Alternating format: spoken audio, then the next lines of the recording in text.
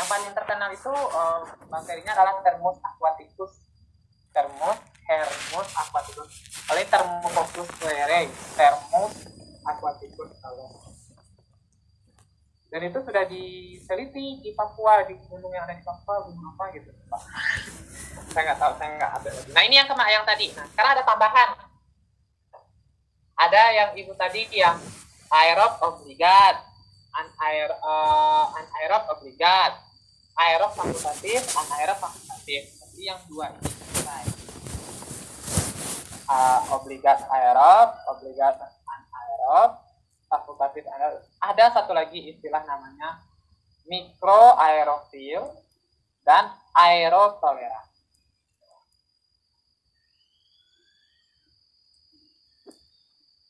Kalau mikroaerofil, dia hanya bisa hidup pada rentang kadar oksigen yang sangat terbatas. Dikit banget. Gitu. Nah ini kayak abu-abu antara yang fakultatif. Gitu. Tapi yang jelas, katanya di sini kalau kadar oksigennya sangat terbatas, ya, hanya bisa hidup kadar oksigen terbatas, itu mikroaerofil. Tapi kalau yang kadang-kadang, berarti berapapun jumlah oksigen, dia bisa. Tapi kadang-kadang. Kalau aerotoleran itu tidak memerlukan oksigen. Bukan berarti dia anaerob obligat. Kalau anaerob obligat kan dianggap racun. Kalau ini oksigennya tidak dianggap racun. Itu aerotoleran. Nambah lagi kosakata baru. Oke, kita lanjut. Nah ini kelompok halofil. Ada sama non-halofil, halotoleran, halofil, ekstrim halofil. Sama istilah-istilah ini. Ini pembelajaran bakteri, sudah tahu ya Bapak Ibu. Ya, Pak. Ini pertumbuhan bakteri. Nah, pertumbuhan bakteri itu sebentar. Oke, pertumbuhan bakteri itu logaritmik. Bisa juga eksponensial, ada yang membacakan.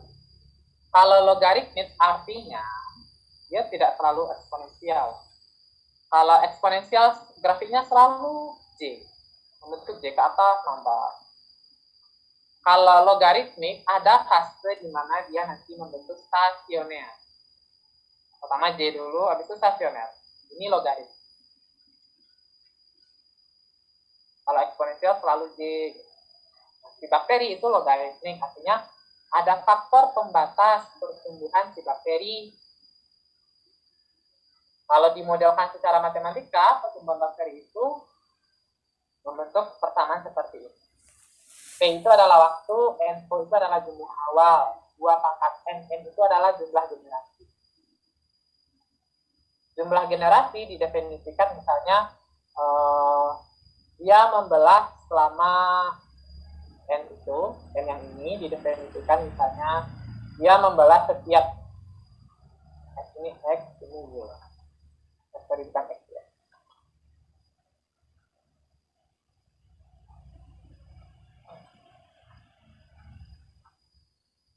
Nah, misalnya ini M, ini N. Ini bukan N, ini K aja ya. M ke K. K itu adalah selang waktu, misalnya setiap berapa menit, setiap 5 menit. Kalau M yang besar, misalnya dalam 4 jam, nanti ini lebih ke apa ya, Pak? Ini skalar, ini skalar, ini vektor. Maksudnya ini selangan waktu, yang K selang waktu. Selang waktu. Setiap berapa menit, setiap 2 menit. Kalau ini rentang waktu. Selang waktu itu sama rentang waktu bedanya apa? Pokoknya kalau ini misalnya dalam 1 jam, yang K itu berarti setiap 2 menit dalam 1 jam. Gimana ya bahasanya itu? Membahasakannya. Berarti ini lamanya ya, lama. Inkubasi. Lama inkubasi. Waktu inkubasi adalah waktu yang dibutuhkan di bakteri untuk menambah jumlah selnya. Jadi ini lama inkubasi, yang K-nya adalah selang waktu pembelahan.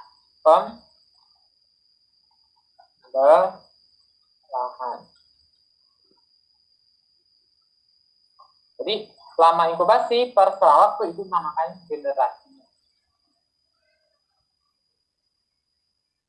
Dan dia membelah selalu menjadi 2 di dekat persamaan. NO adalah jumlah awal.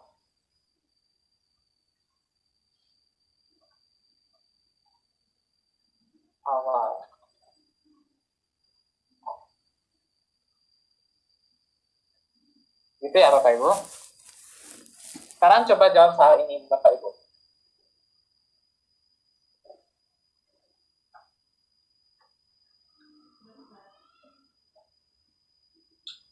Dibikin satu-satu. Ini saya bantu diketahui ya. Diketahui.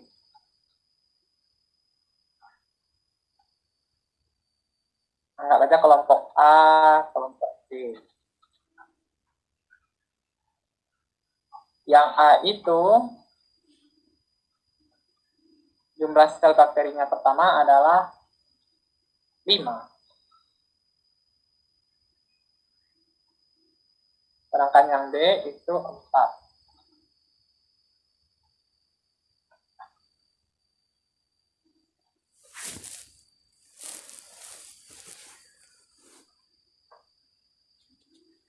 Sorry.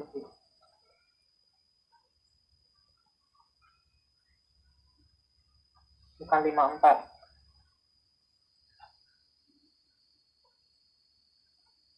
5 buah bakteri bahkan berada di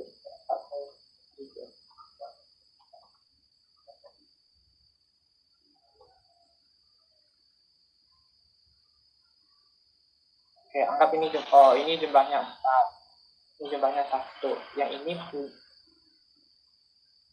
G plus, kan? Ini G plus. Bakteri dengan G, yang ini yang biasa.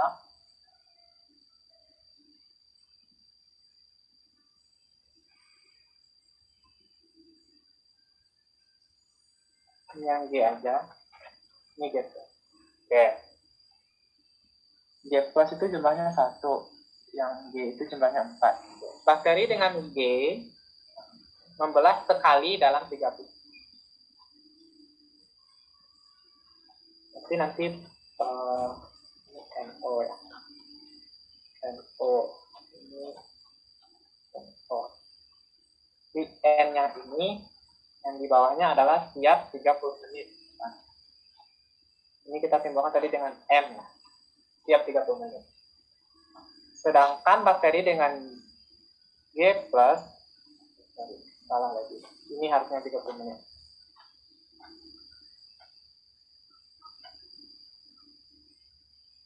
Ini yang 30 menit.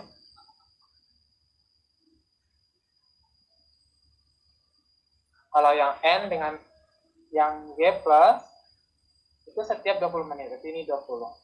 Gitu ya? Ini N. N. Ya. Frekuensi itu jumlah ya?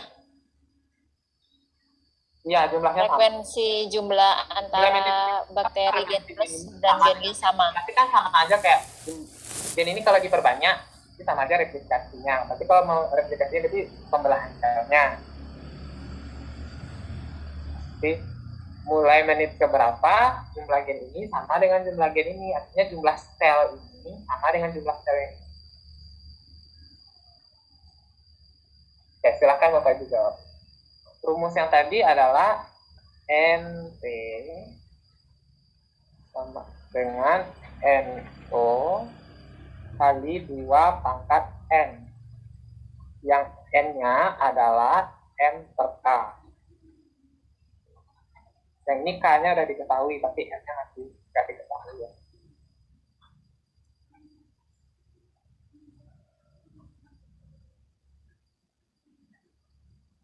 Satuannya menit-menit ya, jadi nggak usah diganti.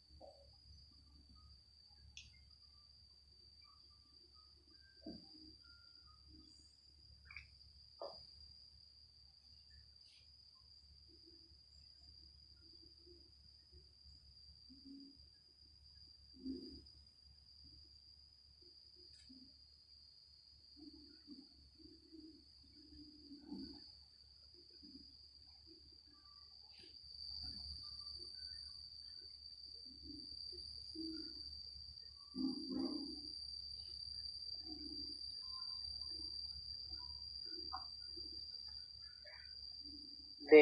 Oke. 120 menit. Ada lagi jawabannya Bapak Ibu? Kita coba ya. Berarti kapan mulainya? Menit keberapakah? Menit keberapakah frekuensi gen ini sama dengan gen Y? Artinya jumlah sel yang membawa gen yang Y plus sama dengan jumlah sel yang membawa gen Y. Jadi NT untuk yang G plus itu nanti harusnya sama dengan NT sama dengan G. Yang M yang di sini kan adalah inkubasi ya, waktu inkubasi. Oke, kita tulis. Ini rumusnya N0-nya si G plus dikali 2 dipangkatkan dengan M G plus berapa? M per 20. Itu sama dengan N0-nya si G dikali 2 dipangkatkan dengan M per 30. Ini N0G plusnya jumlah awalnya berapa? 1. Ya, 1. Jadi 1 dikali 2 pangkat M per 20. Terus yang ini N0G-nya itu 4. Jadi 4 dikali 2 pangkat M per 30.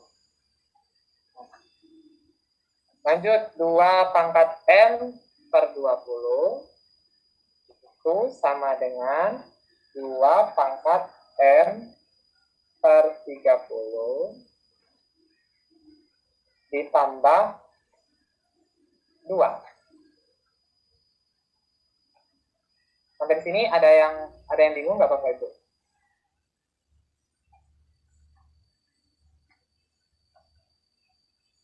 Kenapa ditambah 2? Sudah tahu ya?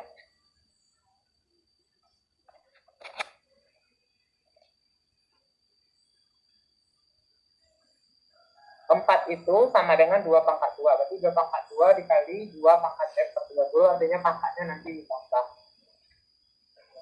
Sekarang 2-nya udah sama. Coret. Berarti M per 20 itu nantinya sama dengan M per 30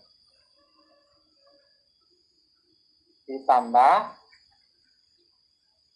60 per 30. Nah, 60 per 30 itu adalah definisi dari 2 bentuk. Dia penyebutnya sama. Jadi nantinya ini dikali silang gitu ya. Berarti 30 dikali per 20 dikali M sama dengan 60 ditambah M. Gitu ya. Jadi sederhanakan lagi, coret ini. Berarti dapatnya 3M sama dengan 120 karena 2-nya dikalikan ke sini gitu kan. 120 ditambah 2M gitu. M-nya pindah ke sini gitu kan. Jadi M sama dengan 120. Ya, jawabannya D. Oke, jadi ini aman ya Bapak Ibu. Nah, ini untuk siswanya yaitu modal selain dari bahasa Inggris, misalnya gambarnya ditunjukkan dengan tanda-tanda itu bahasa Inggris, jadi membiasakan siswa untuk melihat gambar-gambar di buku-buku. Yang kedua, matematikanya oke. Hitung-hitungannya oke. Nanti di genetika juga ada hitung-hitungan lagi, soalnya kalau dimakan. Kalau yang tadi, saya sih sebenarnya pakai cepatnya ya logikanya. Kalau misalnya boleh nggak gitu, maksudnya kita motong kompas gitu ya ke murid gitu. Kalau misalnya 20 menit berarti 1 jam dia 3 kali membelah kan ya gitu. Nah yang satunya berarti 2 kali membelah. Nah ketemunya itu di 2 jam gitu, boleh kan? Jadi sama gitu sebelahnya gitu. Ya itu juga boleh Bapak Ibu. Kalau saya orangnya apa ya? Kadang kan ada siswa yang mungkin dilogikakan dia kuat gitu. Kadang ada yang nggak bisa dilogikakan, tapi harus diturunkan dari sini.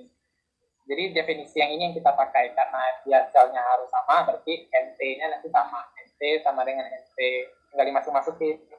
Kayak misalnya gini-gini kan bisa suka nih, tinggal dimasukin, ganti-ganti, coret.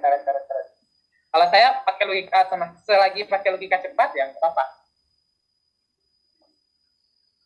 Oke, kita lanjut. Cara mengkulturkan bakteri. Caranya ya ini ada teknik, ini teknik lagi. Teknik memperbanyak dan menghitung jumlah koloni bakteri per milinya. Ini caranya. Ini namanya total plate count. Jadi menghitung jumlah koloni.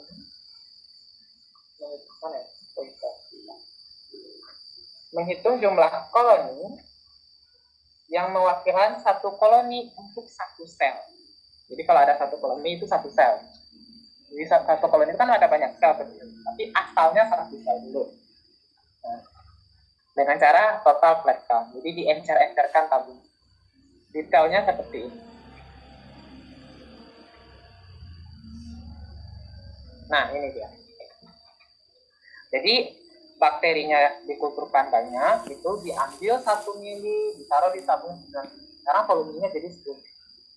Jadi dalam 10 mili, di dalam 10 mili ini, 1/10-nya itu ada bakteri. Gitu. Jadi 10 pangkat. Satu pengenceran pertama. Terus diencerkan lagi. Diambil lagi. Ini masih waktu yang, ini bukan diinkubasi ya Bapak Ibu. 1 mili diambil, dicelupkan. Terus dicampurkan, dihomogенkan, nanti diambil lagi 1 mili. Tapi ini nggak diinkubasi dulu, langsung diambil 1 mili, taruh lagi ke yang bersih, yang volumenya juga 9 mili, tapi ini 10 pangkat min 2. Pengenceran yang kedua, 10 pangkat min 2, pengenceran ketiga, dan seterusnya. Setelah kita punya banyak pengenceran, kayak ini, kita plating ya, total plate count, nanti kita plating. Cara platingnya bisa spread, menyebar pakai feeder atau bisa pakai tuang seperti pour plate. Kita tuang ya. Terus kita amati pertumbuhan, oh ini terlalu banyak. Nah, ini ada 109. Nah, biasanya untuk menghitung jumlah koloni bakteri itu rentang koloni yang kita hitung adalah 300 30 dulu. 30 sampai 300. Ini rentang. Kalau misalnya lebih dari 30 atau 300 itu terlalu banyak, jadi nggak masuk hitungan. Kalau kurang dari 30 itu terlalu sedikit. Tapi yang di sini yang memenuhi syarat cuman cawan di pengenceran ketiga. Berarti untuk menghitung jumlah bakterinya, CPU, cell count unit, jadi berapa bakteri dalam per milinya, adalah kita kalikan jumlah koloni yang kita inginkan dengan tingkat pengencerannya. Pengenceran keberapa ya? Pengenceran ketiga, berarti jumlah koloni jumlah bakteri per mili itu sama dengan jumlah koloni dikalikan dengan 1 per pengencerannya, 10 pangkat min n. N itu adalah tingkat pengenceran keberapa. Jadi kan 1 per 10 pangkat pengenceran ketiga, berarti tidaknya 1 per 10 pangkat ketiga. Nah, kata jadi 10 pangkat 3. Jadi ini dia jumlah bakteri per mili. Ini cara menghitung bakteri.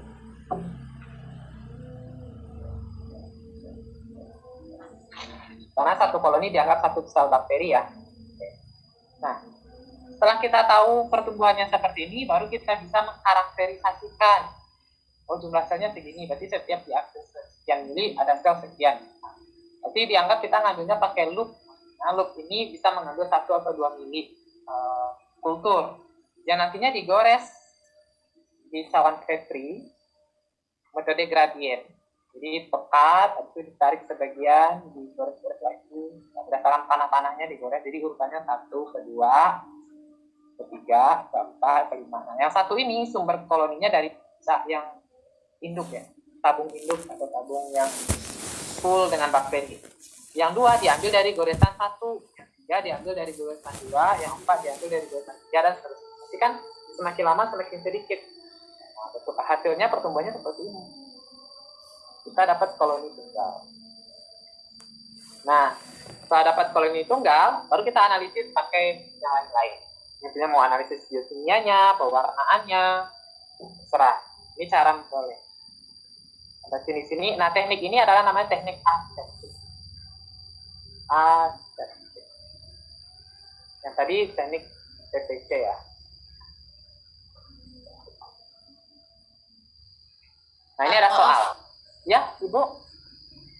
Ini mau tanya, kalau yang di teknik apa itu pakai baur, apa sih? Saya pernah lihat di itu, Kirby baur, itu kan juga plate juga ya?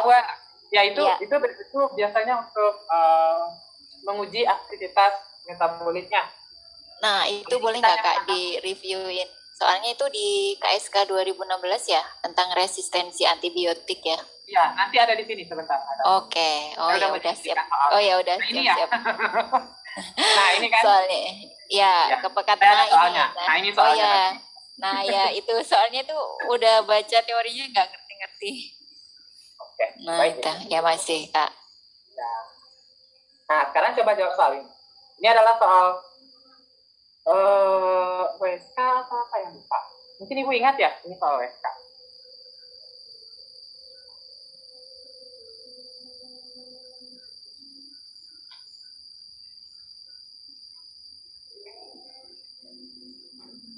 Pertanyaannya yang ini ya, Ibu. Ini pertanyaannya, pilihan jawabannya yang A, B, C,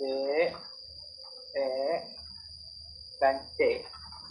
Itu pilihan jawaban. Ini pertanyaan. Ini narasi.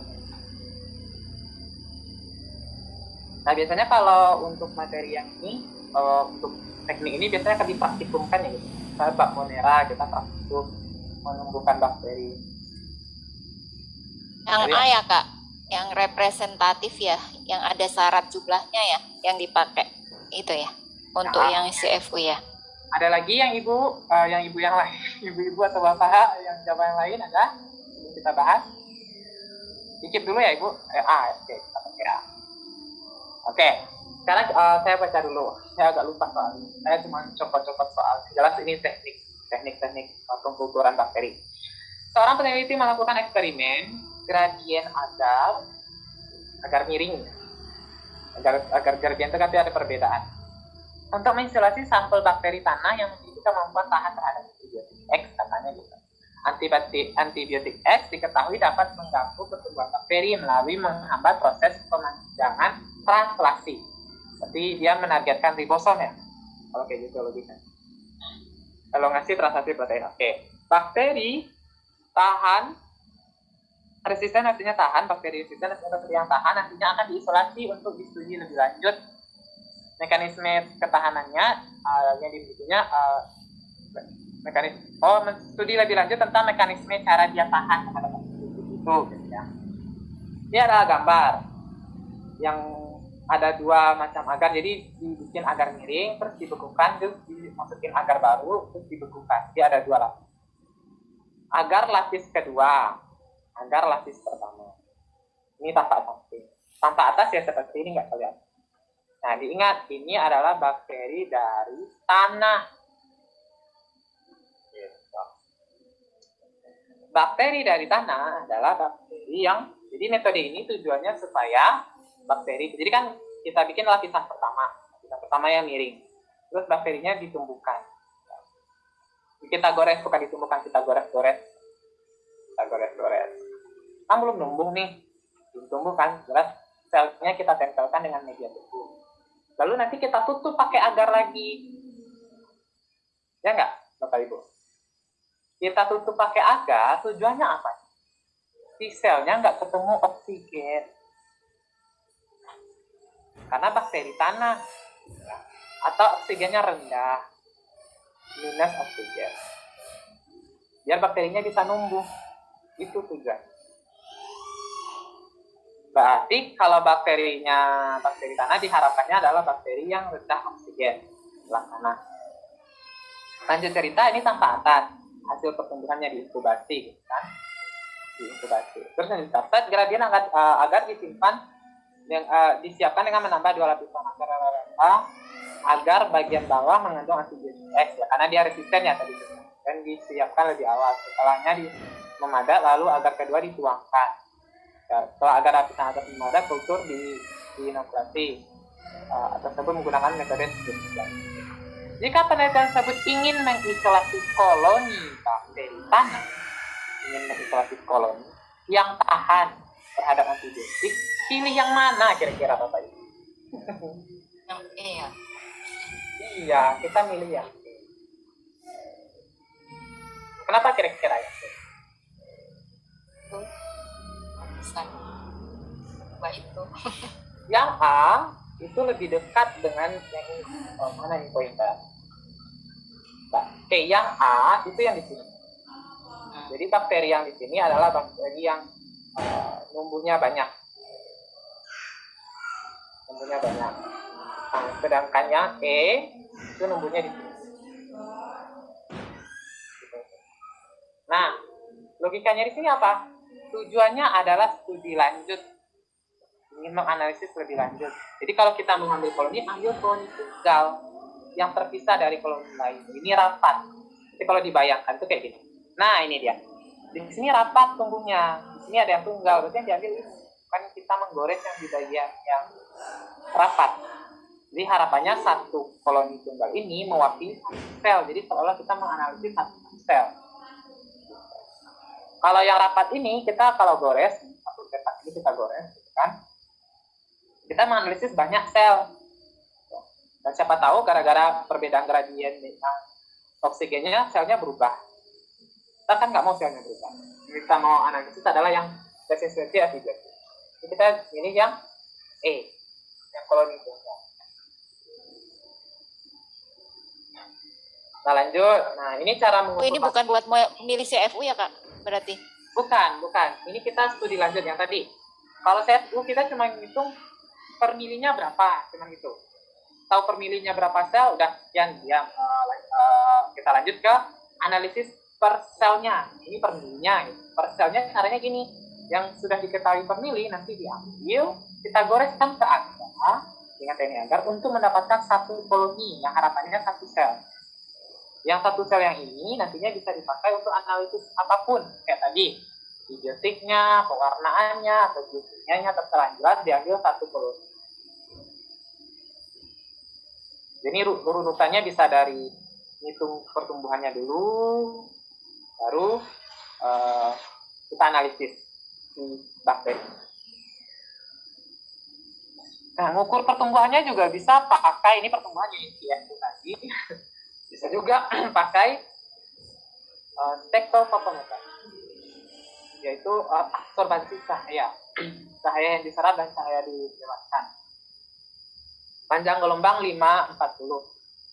Kalau semakin keruh, kira-kira banyak cahaya yang diserap atau banyak cahaya yang dilewatkan, Bapak Ibu?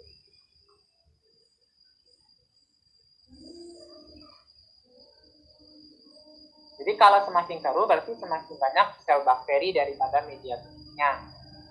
Kalau semakin banyak bakteri berarti semakin banyak gelombang cahaya yang tertangkap ke selnya. Jadi kalau semakin bening berarti banyak cahaya yang dilewatkan. Oke. Apa kerugian dari menggunakan metode ini? Jadi metode ini kurang disukai. Karena apa? Karena dia bisa mengukur bangkainya sel. Bangkai sel itu artinya selnya mati, tapi selnya masih ada. Selnya mati. Yang kita mau kan kita harus mengukur sel hidup. Kan namanya kurva pertumbuhan. Tapi sel hidup yang diukur, bukan sel yang mati. Nah ini resikonya kita mengukur sel yang mati. Intinya ini adalah metode spektrofotometri. Ya, ini pertumbuhan bakteri kurvanya logaritmik. Next, nah jadi ini setelah ini lognya atau eksponensialnya, ini stasionernya. Stasioner ini maksudnya adalah jumlah yang membelah dengan jumlah yang mati itu sama. Ketika laju yang kematiannya lebih tinggi, dia menurun. Bukan berarti selnya nggak membelah di sini, selnya selalu membelah, cuma laju kematiannya tinggi. Jadi ada penurunan bertahap. Kalau misalnya selnya mati semua, grafiknya nggak kayak gini, grafiknya langsung kayak gini. Kalau misalnya langsung mati semua, grafiknya lurus ke bawah. Nggak bertahap kayak gitu. Kalau bertahap berarti masih ada sel yang membelah, cuman laju kematiannya lebih tinggi. Oke, kita next. Metabolisme mikroorganisme. Sampai di sini ada pertanyaan Bapak Ibu? Ini saya usahakan selesai ya, nggak kayak kemarin nggak loncat-loncat. Saya usahakan selesai. Nah, metabolismenya masih sama. Metabolisme, anabolisme, intinya tujuannya memperoleh energi. Yang uniknya, ya saya ngambil yang unik karena masih sama, mungkin siklus Krebsnya mati, glikolisisnya mati, dan lainnya mati. Nah, yang uniknya itu yang organisme fototrof. Bakteri yang fototrof. Dia bisa menggunakan oksigen sebagai donor elektron, H2O sebagai donor elektron untuk menghasilkan oksigen. Ada juga dia yang tidak menggunakan H2O tapi H2S sebagai donor elektron yang nantinya tidak menghasilkan oksigen. Karena dia tidak menghasilkan oksigen disebut anoksigenik, yang ini menghasilkan oksigen disebut oksigen. Nah, kan di fotolisis air, bayangin saja fotosintesis pada tumbuhan di bagian fotosistem 2, fotolisis air itu oksigenik. Jadi H2O direduksi, elektronnya dikasih berupa H ya, terus yang H2O-nya berubah menjadi O2. Sebagian ya O2. Kalau ini enggak, H2S yang dia pakai.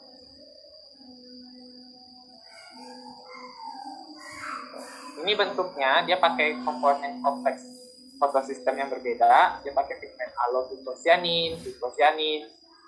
Jadi ada fotosistem 2 yang dia pakai, terus ada aksesoris antena, glycoprotein. Sekarang seolah-olah di dalam sel prokariot ada membran. Padahal kan ini membran. Kalau bahasa bukunya mesosom. Mesosom. Jadi mesosom itu bisa dipakai untuk respirasi, bisa dipakai untuk fotosintesis. Bedanya kalau mesosomnya itu dikasih protein-protein fotosintesis, tapi dia untuk fotosintesis. Kalau nggak dikasih protein untuk fotosintesis, dia nggak untuk fotosintesis. Jadi membrannya melipat ke dalam. Kak, izin tanya Kak, berarti fotosintesis dan respirasi pada bakteri itu di mesosom? Di membrannya sebenarnya. Mesosom itu istilah pengistilahan saya yang benar itu kalau di kuliah ya, saya pakai istilahnya membran. Di membran selnya. Jadi membran sel yang melipat ke dalam, kalau di bahasa buku itu mesosom. Membran sel yang melipat ke dalam ini, kan dia bayangkan ini membran sel, terus ada sebagian membran sel yang melipat ke dalam. Baru ketemu membran gitu. Yang lipatan-lipatan ini terserah mau dia dipakai respirasi, tergantung protein di membran lipatan itu. Jadi biar aman kalau ditanya, Kak, gimana terjadi respirasi dan fotosintesis di membran sel saja? Karena ini pasti membran sel. Cuma kan entah kenapa orang suka ngasih nama-nama jadi pusing. Ini sebenarnya kan membran sel. Ada pertanyaan lagi, Ibu? Bapak Ibu? Oke, sudah.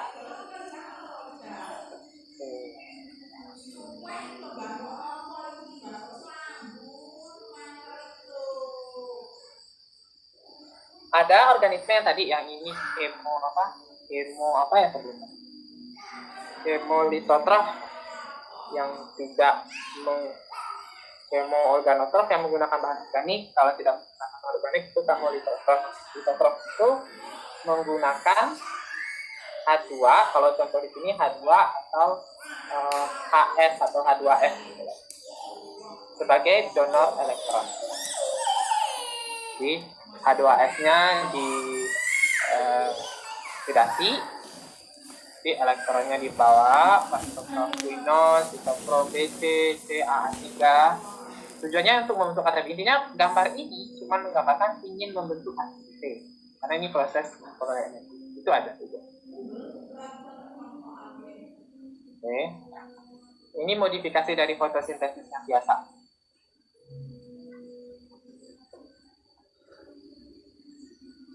Lanjut. Nah, ini jalur respirasi dengan pirufat umum ya, yang umumnya ini. menghasilkan pirufat itu bisa membentuk bla bla bla. Pokoknya kalau saya karena saya nggak tukang hafal ya, jadi saya cuma diibaratkan di kepala saya. Intinya pirufat bisa dipakai untuk membentuk asam organik lain seperti asam amino, itu asam organik, atau asam nukleat atau asam apapun yang bisa dipakai untuk metabolisme sel yang lain. Prekursornya atau induk awalnya adalah pirufat. Jadi gambar panah-panah ini menunjukkan arah reaksi. Jadi ini dirubah menjadi ini dirubah. Kalau lawan dari panah itu biasanya simbolnya kayak yang T. Itu menghambat. Jadi sesuatu yang menginhibisi. Oke. Ini ada contoh soal. Ini soal nasional. Nah, ini siswa diminta untuk membaca bagan alur pembuatan. Yang jelas, yang panah itu menunjukkan arah reaksi yang berubah perubahannya. Kalau yang T seperti ini, yang ini itu menghambat. Itu ya.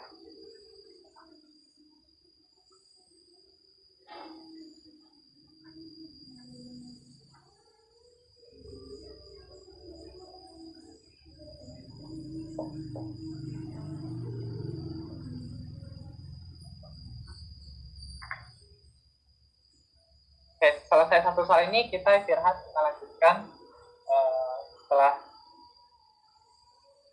Jumat ya Bapak Ibu, 13.30.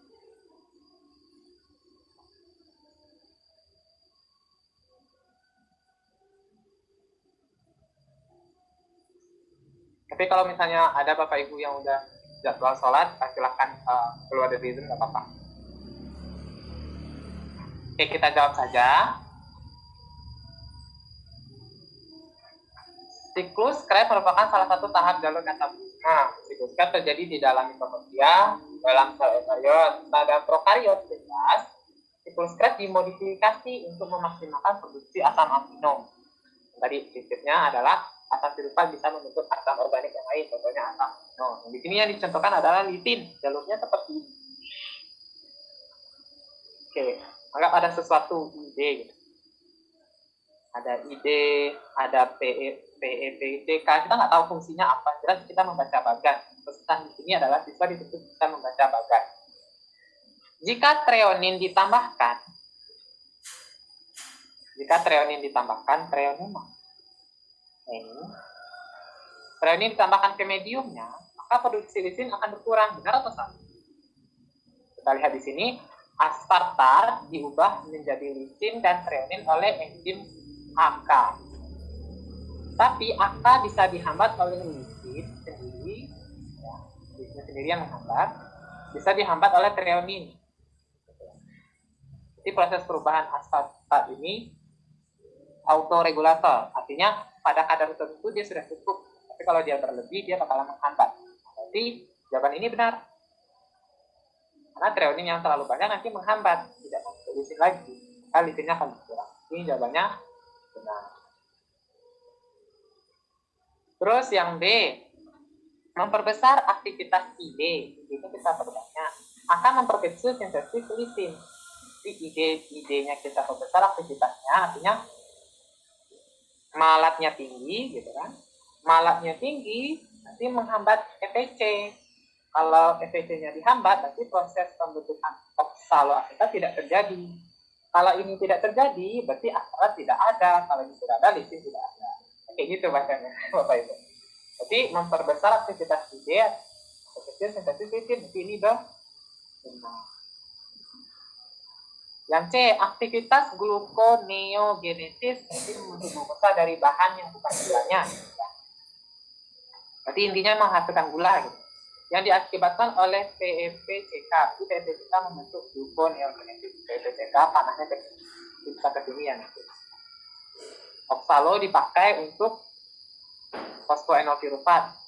Kan oksalo harusnya dipakai untuk membentuk lisin, tapi oksalo dipakai oleh PEP untuk membentuk fosfoenolpirufat.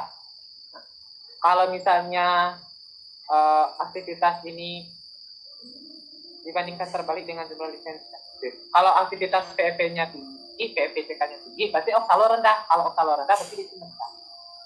artinya ini berbanding terbalik. Itu ya. Jadi aktivitas gluconeogenesis yang diakibatkan oleh enzim PEPCK berbanding terbalik dengan jumlah. Nah, membuat PEPC,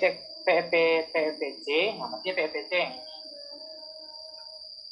menjadi tidak sensitif terhadap malat, tidak bisa dihambat oleh malat yang tanah ini. Dan aspartat berarti tidak bisa dihambat oleh aspartat, artinya PEP-nya bisa meningkatkan perubahan dari fosfoenol menjadi oksalo. Nah, maka memperbesar sintesis lisin. Benar, oksalonya banyak. Kalau banyak harapannya lisinnya juga banyak. Ini jawabannya benar. Oke. Sekian dulu untuk sesi 2 ini. Kita lanjutkan nanti ya Bapak Ibu jam 10.30 ya. 10.30, 13.30 karena Jumatan saya agak selalu lebih dari jam satuan, jadi dengan sesi istirahat cukup gitu. Jadi kita sepakati 13.30 dan nanti selesainya 15.30. Terima kasih Bapak Ibu.